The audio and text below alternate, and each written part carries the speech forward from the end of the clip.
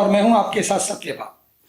दोस्तों, आज हम एक बहुत ही बेहतरीन स्टोरी लेकर के आपके सामने हैं। वो स्टोरी जिसके बारे में पूरी दुनिया में चर्चा होती है।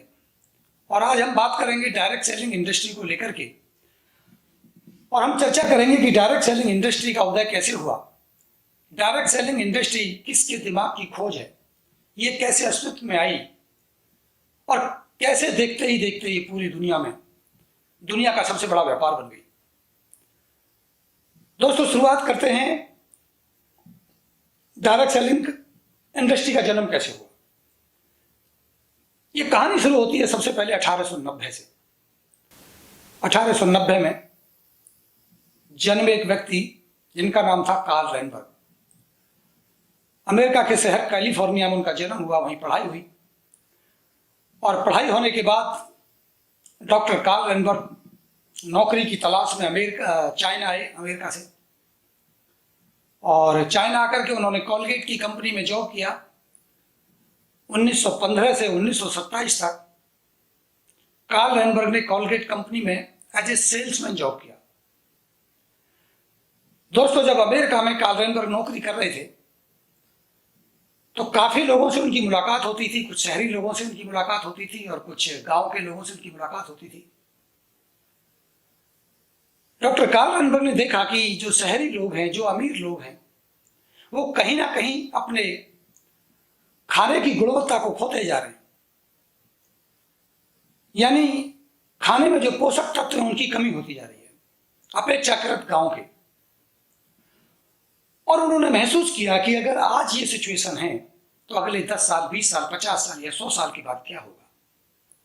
उन्हें इस बात का आभास हुआ कि अगर पोषक तत्वों की कमी इसी कदर बढ़ती रही तो आने वाले कुछ सालों में ये बहुत बड़ी बीमारी का कारण बनेगी। जितनी भी लाइलाज बीमारियां, घातक बीमारियां, जानलेवा बीमारियां उत्पन्न होंगी, उसमें शायद सबसे बड़ा योगदान खाने में पोषक तत्वों की कमी का होगा।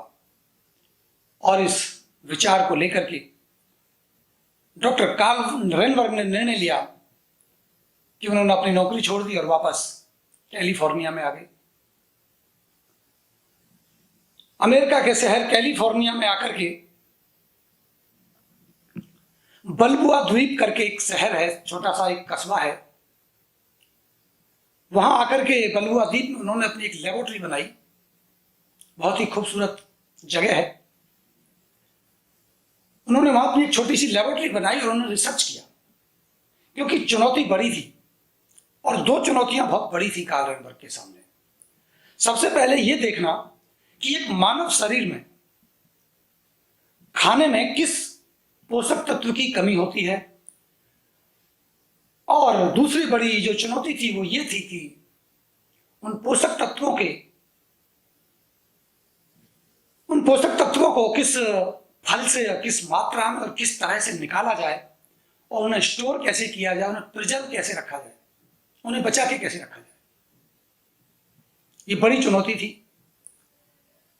लगभग 1917 से और 1927-28 तक लगभग 10 साल लगातार रिसर्च करने के बाद डॉक्टर कार्ल रेनबर्ग ने इस पर सफलता हासिल कर ली। वो जान पाए कि मानव शरीर को किन किन पोषक तत्वों की अमूमन कमी पाई जाती है, और कैसे उनको निकाला जाए, कैसे नेचुरल तरीके से, प्राकृतिक तरीके से उनको स्टोर किया जाए, उनको जिंदा रखा जाए, उन तत्वों को। बहुत लंबी खोज थी।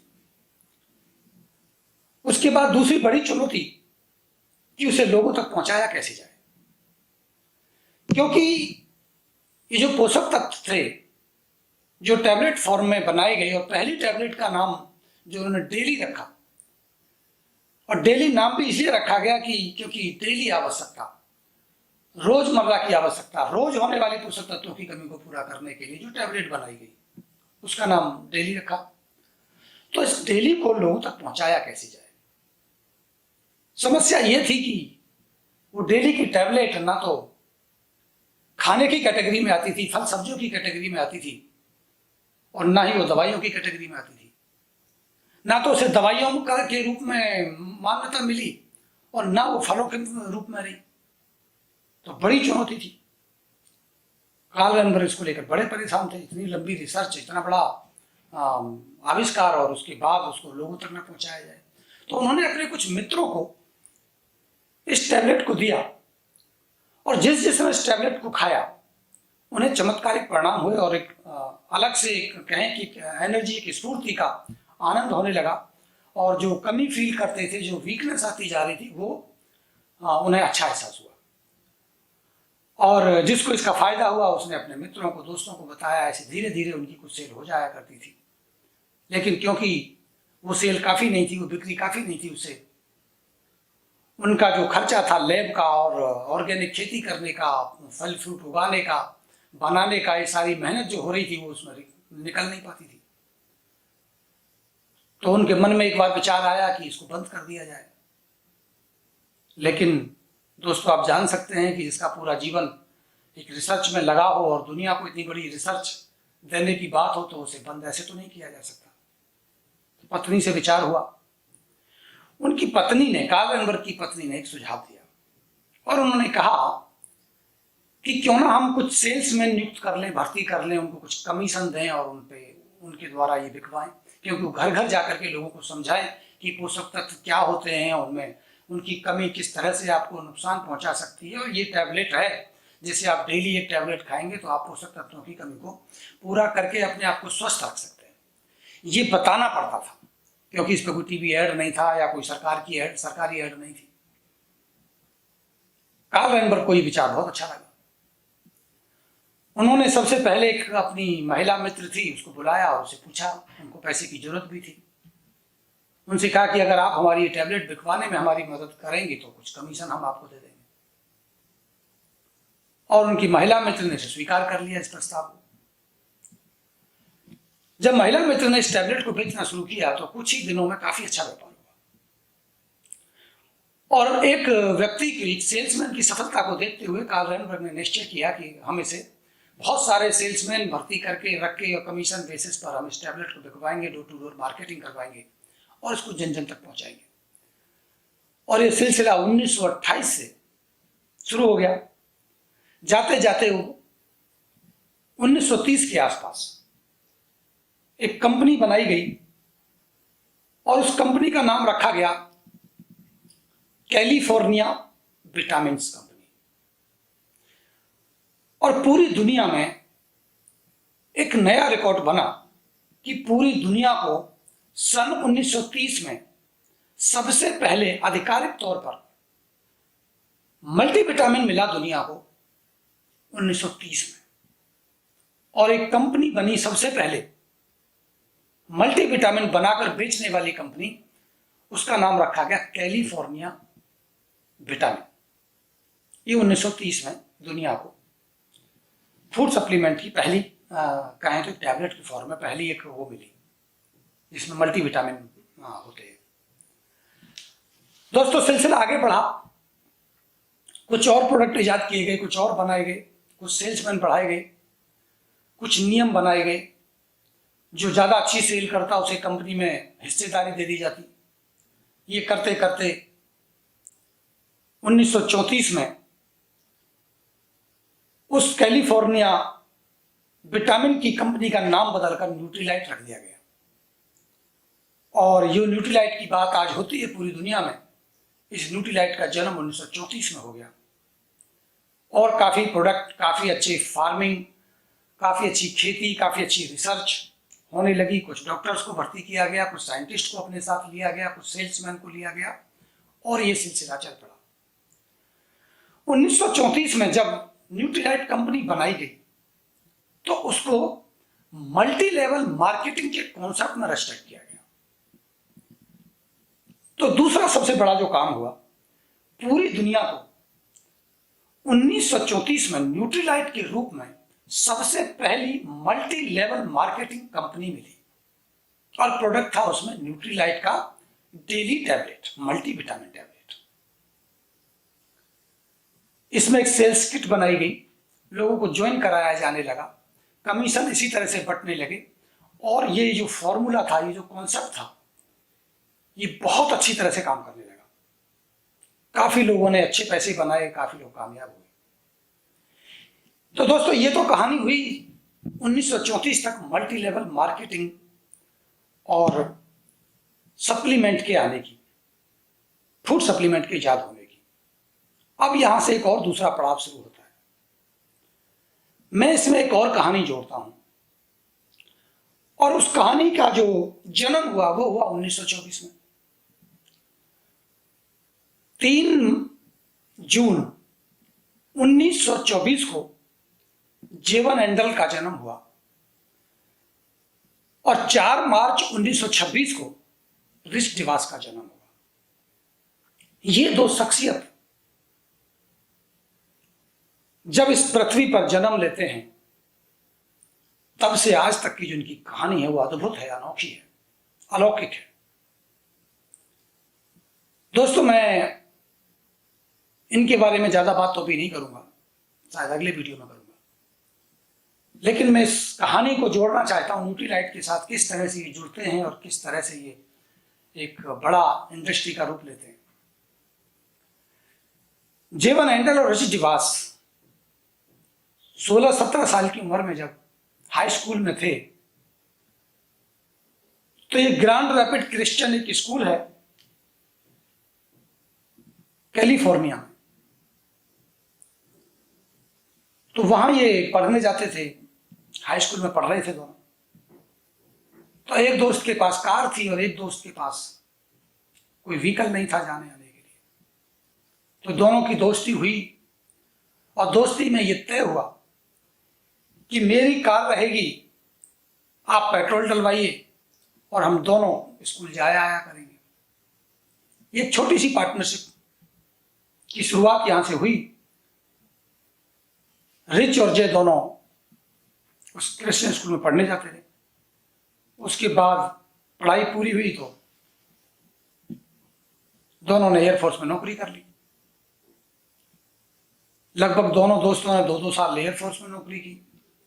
जे ने 1942 से 1945 तक, और रिच ने 1944 से और 1946 तक एयरफोर्स में रहे। उसके बाद दोनों रिटायर होके छोड़ के आ जाते हैं वहां से, जो भी अमेरिका का प्रोसेस है वहां काम करने का। आने के बाद अब इनको व्यापार करना था। फिर ये दोनों दोस्त मिले, फिर एक पार्टनरशिप हुई, और पार्टनरशिप ये हुई कि जो कुछ पैसे वहां से मिले थे एयरफोर्स से जॉब करने के बाद, उससे एक नाव खरीद ली जाए और मछली पकड़ने का उद्योग किया जाए, काम किया जाए। व्यापार शुरू हुआ, दोनों दोस्त समुद्र में मछलियां पकड़ने के लिए गए। तब एक तूफान आया और तूफान में किश्ती बह गई, और दोनों उस तूफान में फंस गए समुद्र के अंदर। यूं कहें कि दोनों दोस्त उस समुद्र में डूब गए। लेकिन उस जिंदगी की जिद्दोजहद में कोशिश करते हुए, कहते हैं ना जब ऊपर वाला रहम करता है, मेहरबानी करता है, तो व्यवस्थाएं भी बना देता है। तभी वहां से एक हेलीकॉप्टर गुजर रहा था और उस पायलट की नजर पड़ गई, हेलीकॉप्टर चालक की नजर पड़ गई कि कोई व्यक्ति डूब रहे हैं समुद्र में। उसने हेलीकॉप्टर को डाउन किया और रस्सी डाली, दोनों को रेस्क्यू किया गया और दोनों की जान बच गई। जान बची, लेकिन जो व्यापार था वो सारा खत्म हो गया। सारा इन्वेस्टमेंट था वो उसी नाव के अंदर था, नाव चली गई तो बचा क्या। एक बार फिर दोबारा उसी स्थिति में थे रिच और जेवन। उसके बाद उन्हें लगा कि कोई मार्केटिंग का काम कर लिया जाए। तभी उनके एक मित्र ने उन्हें बताया कि एक न्यूट्रीलाइट कंपनी है जिसमें किट लेकर के ज्वाइनिंग होती है और आप उसमें डोर टू डोर सेल्समैनशिप करके पैसा बना सकते हैं। तो रिच और जे ने दोनों ने मिलके एक किट खरीदी न्यूट्रीलाइट की और ज्वाइन कर लिया।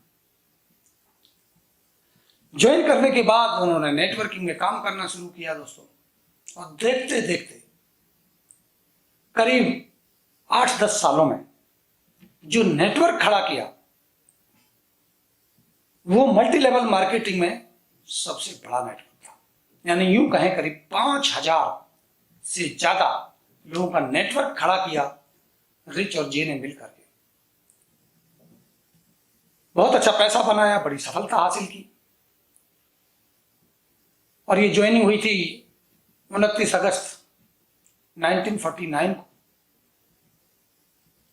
और 58 के आसपास जाते जाते लगभग 5,000 का बड़ा नेटवर्क खड़ा कर चुके थे। उसी कड़ी में इनके एक कजन थे, उनका नाम था जारी। वो जारी ने बिजनेस ज्वाइन कर लिया, और जब जारी ने बिजनेस ज्वाइन किया तो उन्होंने एक एसोसिएशन बनाई और उसका नाम था द अमेरिकन वे एसोसिएशन। जुलाई 1958 को अमेरिकन वे एसोसिएशन बनाई गई जारी के द्वारा, और उसके बाद सितंबर 1959 में एमवे सेल्स कारपोरेशन के नाम से और एमवे सर्विस कारपोरेशन के नाम से रिच डिवास जेवन एंडल ने और जारी ने मिलकर के कंपनी को रजिस्टर्ड करा लिया, और जो एसोसिएशन बनाई गई थी अमेरिकन वे एसोसिएशन, उसको एडीए में तब्दील कर दिया, यानी एमवे डिस्ट्रीब्यूटर एसोसिएशन बना दी, और एमवे सेल्स कारपोरेशन के नाम से 1959 में लगभग एमवे की नींव पड़ गई। 13 लोगों को ज्वाइन कराया गया, 13 लोगों को डायरेक्ट स्पॉन्सर किया गया, जिसमें से जो एक टीम थी वो क्राउन बन गई, 3 डायमंड बने और 1 एमरल्ड बने, और जो 8 थे उनका पता नहीं चला वो कहाँ गए, उन्होंने बिजनेस छोड़ दिया, काम नहीं किया। 1964 के आसपास जब एमवे सेल्स कारपोरेशन और एमवे सर्विस कारपोरेशन अच्छा काम करने लगे, तो उसी समय पे विचार ये बना कि एमवे सेल्स कारपोरेशन को और एमवे सर्विस कारपोरेशन को बदल दिया जाए और मर्ज कर दिया जाए एमवे कारपोरेशन में, और वहां से एमवे कारपोरेशन की स्थापना हो गई। 1964 में एमवे कारपोरेशन की तरफ से सबसे पहले जो डायमंड बने वो जारी बने 1964 में। दोस्तों, इस कहानी में एक और कहानी में एक जानकारी के तौर पर आपको बताना चाहता हूं कि जब 1959 में एमवे बनाई जा रही थी, तभी भी रिच डिवास और जेवन एंडल न्यूट्रीलाइट कंपनी में as a salesman, as a networker काम कर रहे थे। उन्होंने अपनी जब कंपनी बनाई थी नई एमवे सेल्स कारपोरेशन, तो वो अलग बनाई थी न्यूट्रीलाइट से, और उसमें जो प्रोडक्ट रखा था जिसे आज हम एलओसी के तौर पर जानते हैं, और हम ये कहते भी हैं, हमने सुना भी है कि एलओसी एमवे का सबसे पहला ऐसा प्रोडक्ट है जिससे एमवे शुरू हुई थी। दोस्तों, एक साइंटिस्ट थे, उनका नाम था ओहिया। उन्होंने एक रिसर्च की थी, उनकी भी एक लंबी रिसर्च थी, 15-20 साल की रिसर्च थी। उन्होंने फिरिस्क करके एक प्रोडक्ट बनाया था जो क्लीनिंग प्रोडक्ट था, जो ऑर्गेनिक था, और यूं कहें कि वातावरण के लिए, हवा के लिए, पानी के लिए बहुत अच्छा प्रोडक्ट था, और उसका नाम था फिरिक्स। उस प्रोडक्ट को वो मार्केट करना चाहते थे उसी तरह जिस तरह से न्यूट्रीलाइट को कार्ल रैनबर्ग करना चाहते थे। कार्ल रैनबर्ग ने न्यूट्रीलाइट को अपने ऊपर खड़ा किया, अपने बेस पर खड़ा किया, लेकिन वो जो साइंटिस्ट थे वही, उन्होंने एफ्रिक्स को डील किया रिच और जेवर के साथ, और 50-50% की पार्टनरशिप वहां से हुई, और उस समय पे उस फ्रिक्स प्रोडक्ट का नाम बदल के एलओसी रखा गया। तब इस कंपनी की शुरुआत हुई। 1964 में उन्होंने फ्रिक्स को यानी एलओसी को पूरा का पूरा अपने अंदर मर्ज कर लिया, पूरी कंपनी को ले लिया, और साइंटिस्ट जो थे उनको अपने पास में एज ए पार्टनर या रॉयल्टी बेस पे अपने पास रख लिया। उसके बाद एक और कहानी शुरू होती है, वो आती है एसेट को लेकर के। 1960 के आसपास की एक और कहानी इसमें जुड़ जाती है। एक और प्रोडक्ट था डिट्रॉइट के नाम से, जो आज एसेट बना। ये मार्केट में अवेलेबल था, मार्केट में बेचा जाता था, बहुत ही अच्छा प्रोडक्ट था। इस कंपनी का शेयर भी इन्होंने खरीद लिया था और उसके बाद 1960 में इसको अपने साथ 50-50 पे मर्ज किया, बाद में 64 में ले जाकर उनको कंप्लीटली मर्ज कर लिया एमवे के अंदर। और 1964 से लगभग बहुत बड़े लेवल पर शुरुआत हुई एमवे की, काफ़ी प्रोडक्ट इसमें इजाद की गई और जोड़ा गया। उसके बाद न्यूट्रीलाइट के साथ डील हो गई, न्यूट्रीलाइट के प्रोडक्ट भी ये मार्केट करते रहे अपने साथ एमवे के साथ में एसोसिएट होकर के। न्यूट्रीलाइट मैन्युफैक्चरिंग में चली गई प्रॉपरली और उन्होंने अपना नेटवर्क का काम बंद कर दिया। नेटवर्क का जिम्मा पूरा एमवे ने ले लिया। और दोस्तों ये चलते चलते आज करीब 1994 के आसपास जाते जाते पूरे के पूरे न्यूट्रीलाइट की ओनरशिप को परचेज किया गया। 1994 एमवे ने जब कई देशों में अपनी उसको फैला दिया बिजनेस को, तो इन्होंने न्यूट्रीलाइट को परचेज कर लिया और न्यूट्रीलाइट मर्ज हो गई एमवे के साथ। इसलिए आज एमवे एक देश से दूसरे देश और दूसरे देश से तीसरे देश चलते चलते आज दुनिया के 110 देशों से ज्यादा देशों में अपने व्यापार को सफलतापूर्वक फैला चुकी है। मैं आज एमवे की वर्थ और नेटवर्थ के ऊपर ज्यादा बात नहीं करूंगा, क्योंकि समय को देखते हुए इस स्टोरी को मैं बंद करूंगा। इसके आगे फिर हम और बात करेंगे अगली स्टोरी में। दोस्तों बड़ी बात यह है कि मैं इतना कह दूं कि एमवे पूरी दुनिया की इतनी बड़ी कंपनी है कि जिसका अंदाजा लगाना शायद नामुमकिन है। अगर आप समझ सकते हैं, गूगल पर जाकर के देख सकते हैं, तो एक चीज आप जरूर देख लीजिएगा, आपको एमवे के बारे में, एमवे के बड़े होने का अंदाजा हो जाएगा कि आप इसकी क्रेडिट रेटिंग को देख लीजिएगा। एमवे की जो क्रेडिट रेटिंग है वो है 5A+। आप गूगल पे डालिएगा क्रेडिट रेटिंग एमवे, तो आपको पता चलेगा कि 5A+ की क्रेडिट रेटिंग है। ये इस कंपनी की वैल्यू को दर्शाती है।